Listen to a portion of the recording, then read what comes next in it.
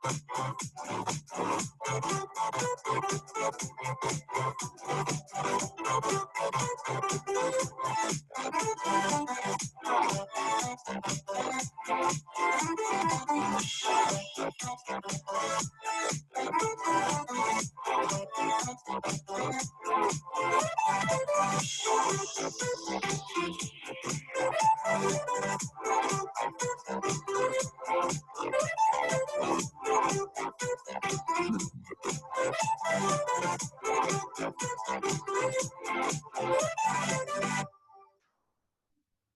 happy Monday night and welcome to FCA Coach's Corner.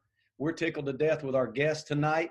We have Mike Wilbanks from Shelby High School in the house. But before we get into that and introduce him and let him talk a little bit about himself, we always want to start out with Billy Graham said it best when he said one coach can impact more youth in 1 year than most humans can in an entire lifetime. Two most important words on any campus, anywhere in America, any playground, any field, any recreation department are coach said. And FCA, we take that very seriously, and we want coach said to be impactful, something that kids can lean on. And at Shelby High School, that's no exception. Mike Wilbanks, when coach said, is something great and special down there. Coach Wilbanks, thank you for coming on tonight. Just talk to us a little bit, introduce yourself, talk about your family and some of those ties that you have to Henderson County here. I'm fortunate and blessed to have a great wife, Lori, and I know you know that as well from your coaching background. If you're going to be in this business for any length of time, you got to have a good wife who's as committed as you are, and Lori definitely is. And she's been great. She's like a team mom to some of the players, and we have them over to the house to eat sometimes. And she sees them in the hallway. She actually works here at school with me, so that's nice as well. But she's just a great support for me and for what we have. I view it like a preacher and his wife. I view me as the head coach, and we're partners in this ministry and in this mission we have at Shelby High School. But yeah, she does have ties to Henderson County. She is I guess technically it's her great uncle, but we call him Uncle Donald. But Dalton and Donald and Jean and a lot of the Hill family from up there around Edneyville, we get up that way a couple times a year. But yeah, we have some connections there. We love Henderson County, love going up there especially this time of year, to get some apples. But I got two boys. Carter, he's a senior here at Shelby High School, and Eli's a junior. They're 18 months apart. Neither one of them play football, which they play soccer and tennis. And it may be a good thing. It may be a blessing that they don't play for sanity at the house. But, man, I just got an awesome family. God has blessed me tremendously there. And it's just been fun to have them by my side and kind of going on this journey throughout my career. Wow. Yeah. You talk about your kids, and that might be a blessing in disguise, man. I have one daughter. She's a junior in college now, but she pole vaulted. So Coach Dad, I decided to learn all I could about pole vault. And I about drove her crazy and my wife crazy. And I finally just had to back off because she was pretty good at it. And I wanted to have my hand in it. So it might be good I didn't have a boy, Coach. You talk about Don Dalton. It's funny. Don Dalton gave me my first he gave me my head football job at Hendersonville High School when I was 27 years old. And I told you earlier in the week, he might be the best quarterback that's ever played in Henderson County. Just a great resource. I don't know if he's given you any tidbits or anything about the passing game or anything, but he sure has a lot of knowledge. And he used to invite our quarterbacks if they wanted to come to Gus Purcell. I think Don used to work at the Gus Purcell camp at Wingate and some other schools in the area. But he would never impose them on me, but he was always, if I asked, he's kind of a humble, kind of behind the scenes kind of guy. And if I ever had questions, he'd always be willing to help.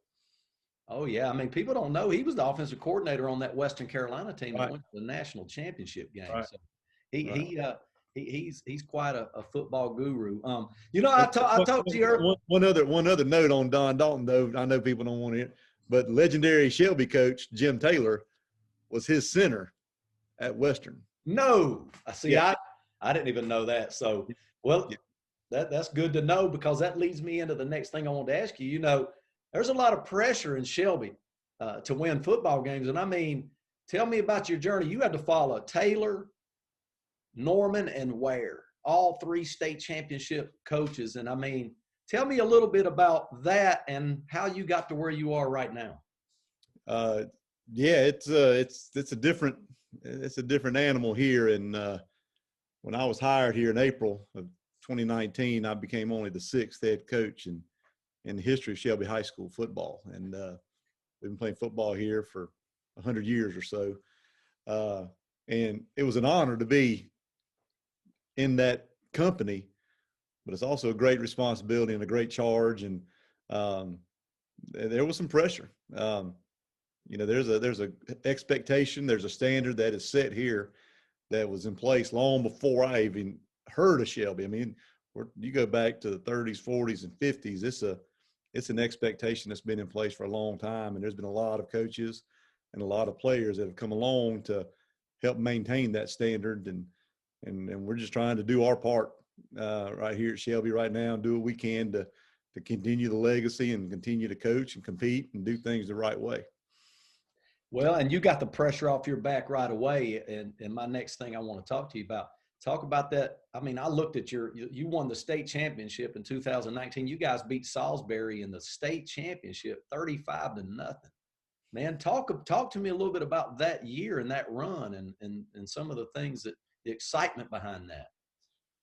Right. I think most people, when they get on in life, they can look back and see God's hand working things out. You know, I can remember back around 2011 and 2012, for most part of my career, I wanted to be a head coach. But when Lance Ware, the head coach before me, got the job in 2011, I thought, you know what, Lance is the same age as me.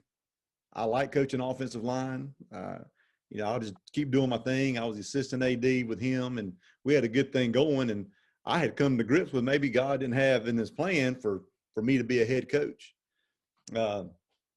So we enjoyed our time together here, but then all of a sudden in February of 2019, Lance takes the job at Appalachian to be on their staff. And you know, that's when God kind of said, all right, it's your turn. And, you know, I kind of had to be like, God, are you sure? Are you sure this is what you want me to do? But took the job, and a lot of things were in place. Great principal, great administration. Had a great coaching staff. The whole coaching staff came back. And I told our team when I got the job that we had 25 seniors returning. And that goes a long way. And I don't know if people really understand how important leadership is in that locker room. But, you know, I put a lot on those 25 seniors, and I asked a lot of them, and they responded, and they did a great job, and they really led our team and helped us along. And, you know, we got through the year, and it was memorable. I mean, it was almost storybook. I mean, we had the one slip up at Kings Mountain. Kings Mountain had a fabulous team. We went over there, and they beat us pretty good. But other than that, I mean, we just had a really, really good season, a good run, and we get to the state championship, and they kick it off to us, and you know we return the kick, and we get, you know, kick returner gets hit pretty hard, and he fumbles the ball, and they recover the ball. They're probably on the 25 or so, 30 going in, and I'm thinking, you know, I'm kind of like Nehemiah. I'm always praying in my mind. I'm kind of like, God, what's going on here? You know, what you got planned? The defense went out there and pushed them back, and I think for the whole game, our defense only gave up 39 yards total offense. I mean, our defense really shined that day, and our offense did too. Like I said, we had a great group of seniors, and it was just a fabulous year, a great way to start a head coaching career. I couldn't have asked for anything better. Yeah, that right there just got the monkey off your back, and I was excited to see that. And that shows the caliber of football in Cleveland County. I mean, you can win a state championship sometimes and not even be the best team in your county. Oh, right. You know, with Burns and Crest and Shelby and Kings Mountain. So you won't find much better football anywhere. We had to beat Burns twice. We had to beat them in the regular season, and we had to beat them in the 4th round. Again, pointing to Cleveland County. Kings Mountain played in the Western Finals and got beat by Charlotte Catholic in 7 overtimes.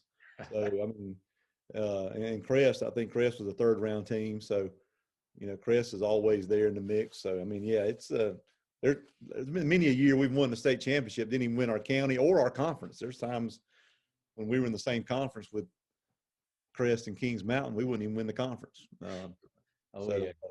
Well, competition brings out the best in everybody. It does. And Crest better be careful, man. 3rd round loss might have some for sale signs in the coach's yard down there. You got to be careful. So, you know, I heard something awesome, and I want you to talk about this. I was talking to y'all's FCA rep, Ernie Bland. Now, we love Ernie, man. I work with Ernie, and he's just a solid guy.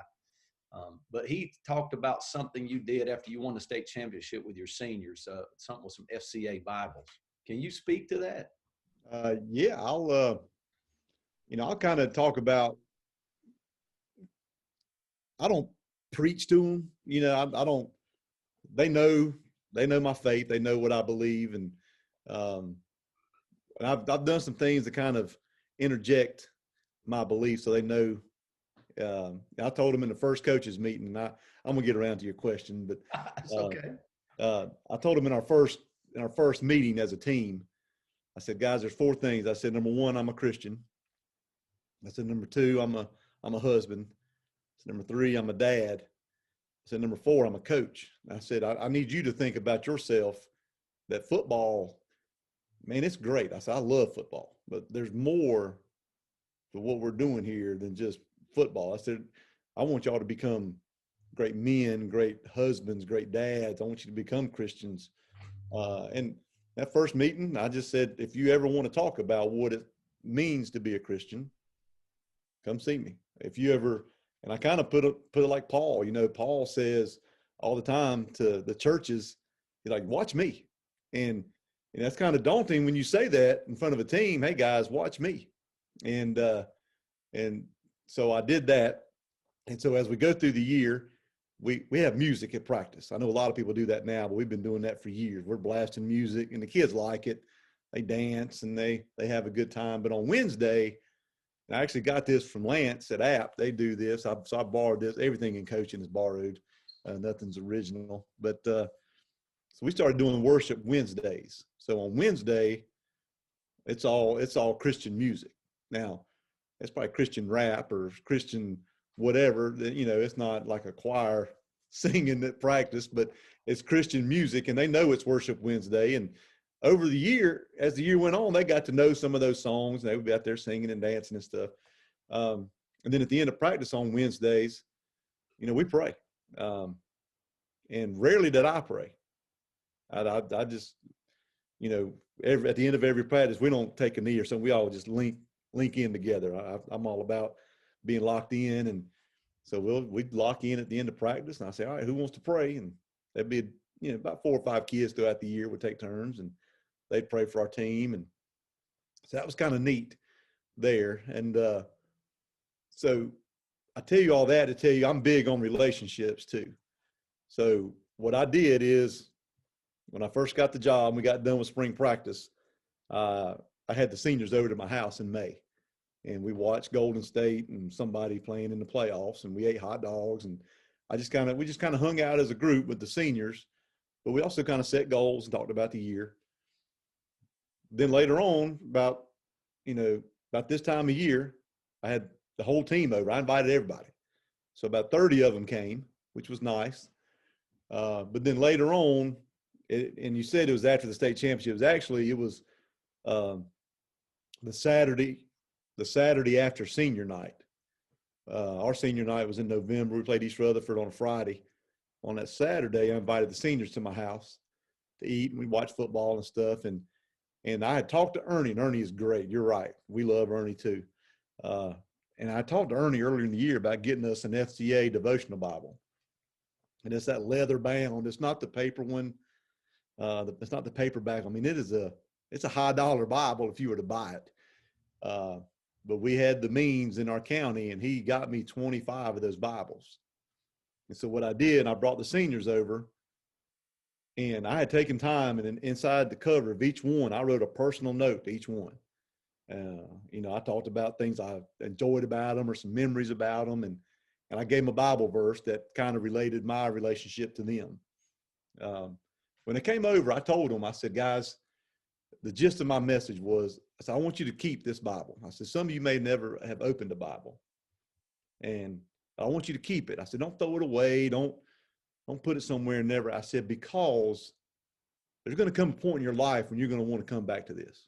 I said, you may not go home this weekend and read it. You may not read it next year, but there's going to come a point where God's going to have you at a point where you're going to have to come back to him. And I said, I want you to have this Bible, and I want you to think, man, Coach Wilbanks gave me that Bible my senior year. Where's that thing? And you can pull it out and you can read it.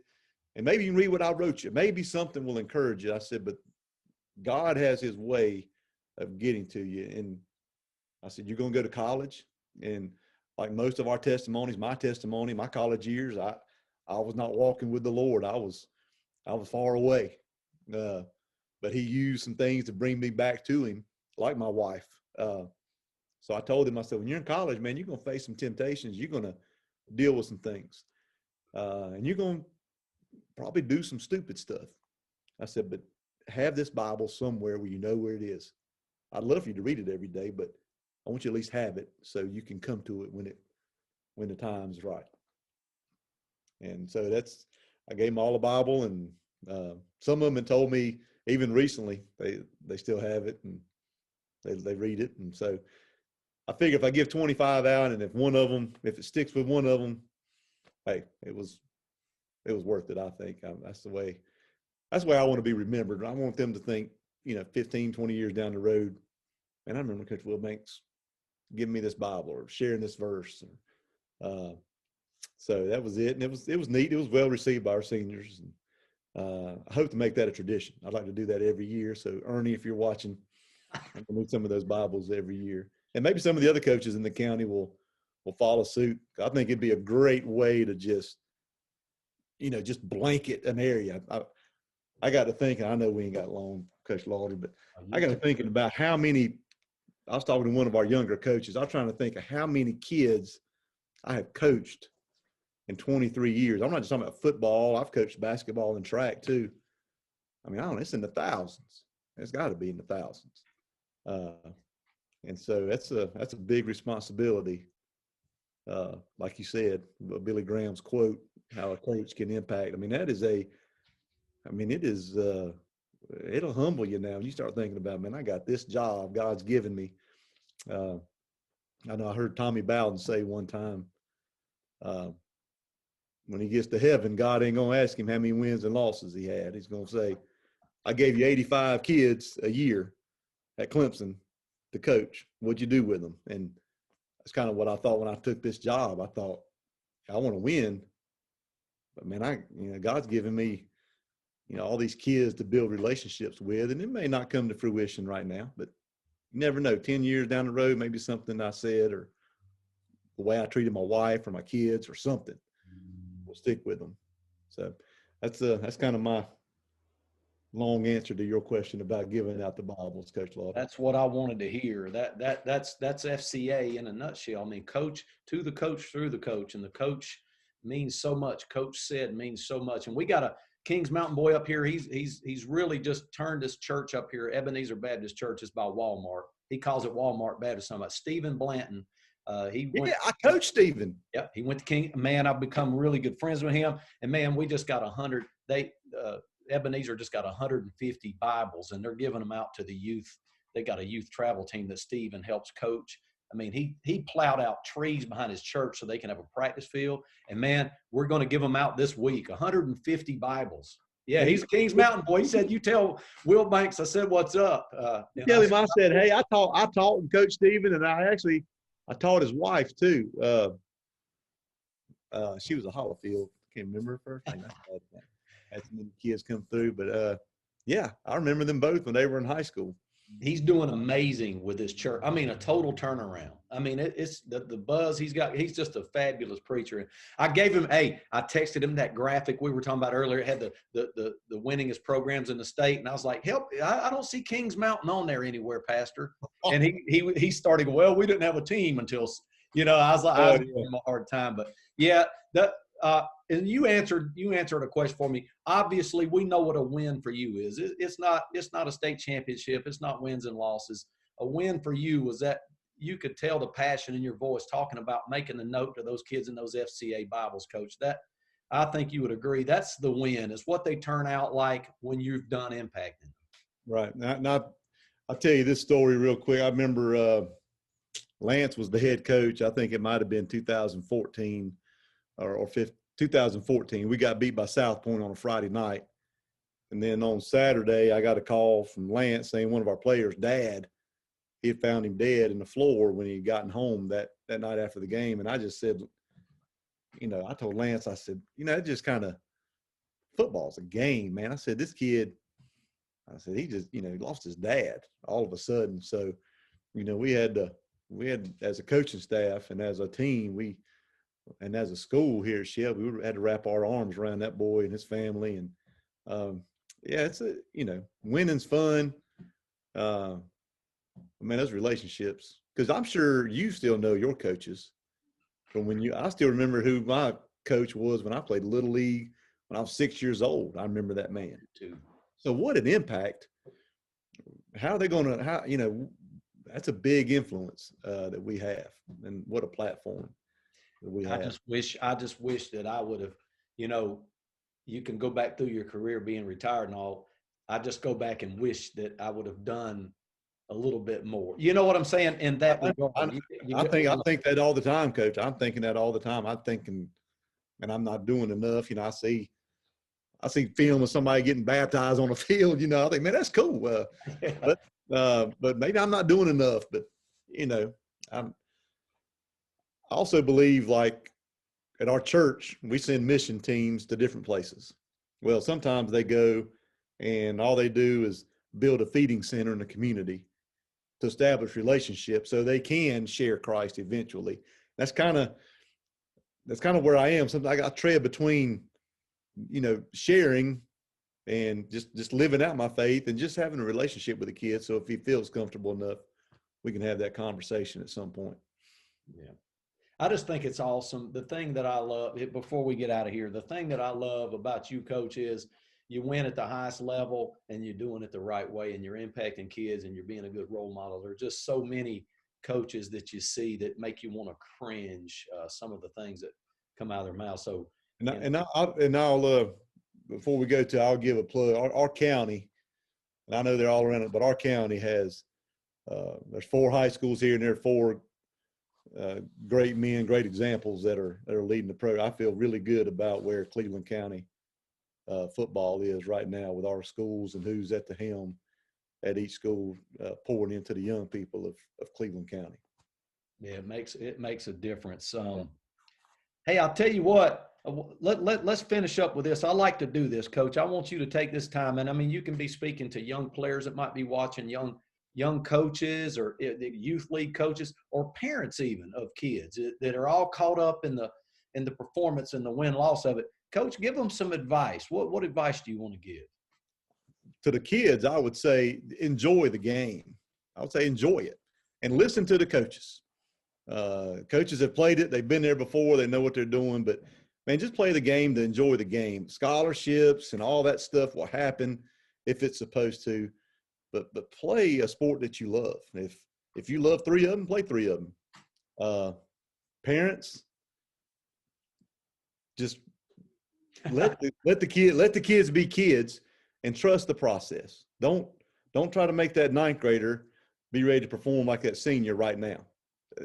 Most of the time, it's going to take some time for that to happen, maturity and strength and all that stuff. So parents, just trust the process, and kids trust the process, but also enjoy the time, because like me, my kids are about to be out of high school and their soccer career and tennis career, it's gone. So just take time to enjoy it. If there's a scholarship to be had, one, it's not the high school coaches to give to begin with. It's the college that'll come and get them. Uh, but just let kids be kids. Let them play. Let them have fun playing. Man, I appreciate the advice. And before we get out of here, I just want to, I've got stuff on my screen back here for anybody watching. This FCA Coaches Academy is talking about coaching the mind and the heart, Christian-based coaching. I wish that would have been there. I finished my coaching career before I ever went through this. So I would encourage you. It's free.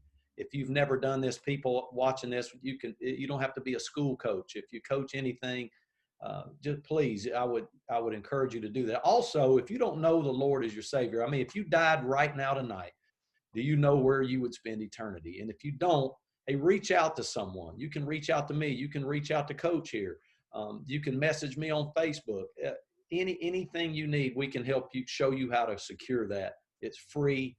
It's so easy. I would encourage you to do that. And next week, before I pray us out of here and thank Coach, next week, another guy very similar to Coach Wilbanks is going to be joining us. Just a man of God, and he coaches at a school where it's hard to win sometimes. And Inca High School's Coach Jeff Frady, the times I've been around him and how he's treated me and how he treats the kids, you're going to be in for a blessing next week as well. And the week after that, Chris Ferguson, a lifelong friend of mine who coached 30 years of Division I basketball in the SEC, ACC, lives in Henderson County now, and he's going to be with us the following week. So, Coach Wilbanks, thank you so much for coming on here tonight, taking time out of your busy schedule and time from your family to be with us on FCA Coach's Corner. Anything you want to leave us with before I pray us out of here? I just want to thank you, and thank you for all you're doing it's like the old saying, the starfish, you saw them all on the beach and you throw one in the ocean, you're saving one. You may not save all 1,000, but appreciate what you're doing and the impact that you and FCA are making on Western North Carolina and FCA across the state and across the country. So thanks for your work and your ministry. I appreciate that. Thanks for saying that. And I'll make sure I tell Ernie Blant to be saving up a lot of money to buy those Bibles. That's right. Anyway, I'll close us out, Coach. Hey, okay. Dear Lord, we thank you so much for what Coach Wilbanks means to Shelby High School. Not only that, but to his family, to his church, to his community in Cleveland County. God, what lucky young men to get to play for someone like that, dear Lord, that not only can point them to how to be successful in football, but also how to be successful in life, dear Lord, and point them towards you, God. And that's why we're here, God. Disciples making disciples. Thank you. I just pray that you would be over his team and his family and his community, dear Lord. Watch over him. In Jesus' name I pray. Amen. Hey, thank you again, Coach. Next Monday night right here at 7 o'clock. Until then, I'll see you guys. Thank you, Coach. Thank you.